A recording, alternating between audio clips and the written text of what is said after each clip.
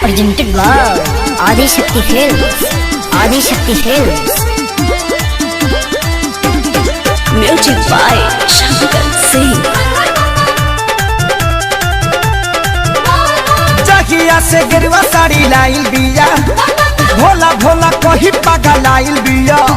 जहिया से गिरवा साड़ी लाइल बिया, भोला भोला कही पागा लाइल बिया। हमारा से मौगी देख बिया रंगबाज, देख भाई गिरल बाटे हमारा पगाज। सावन में खाइल हनी लहसुन पियाज हमारा गोय गोय, हमारा पहुँचतावे गौआ समाज हमारा गोय गोय।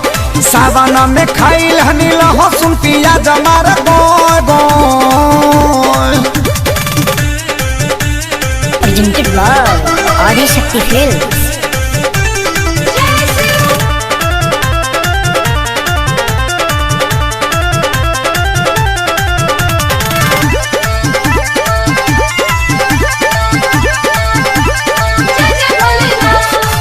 पहले पी कैला हमार पूजा पाठ के भांग हो, लागता की तूर दी मारी के लांग हो।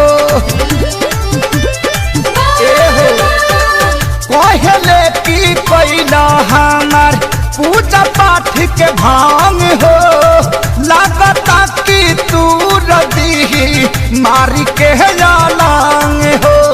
पहल किया नहीं आदत से बात, तुहरा पर है हमार बहुत नुनाच। सावन में खाइल हनी लहसुन पियाज हमारा गोय गोय, हमारा पहुँचतावे गौआ समाज हमारा गोय गोय। सावन में खाइल हनी लहसुन पियाज हमारा गोय गोय गोय। Presented by Adi Shakti Films.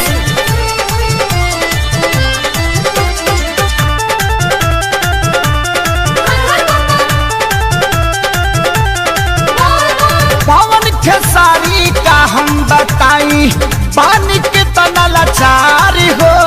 Leader Suresh और अपना बदले अपन विचारी हो। पवन खेसारी का हम बताई, पानी के तना लाचारी हो। लीडर सुरेश और अपना बदले अपन विचारी हो। भइल बाटे सब हमार कमावाया काज, जान गइल बिया भाई सब हमारा।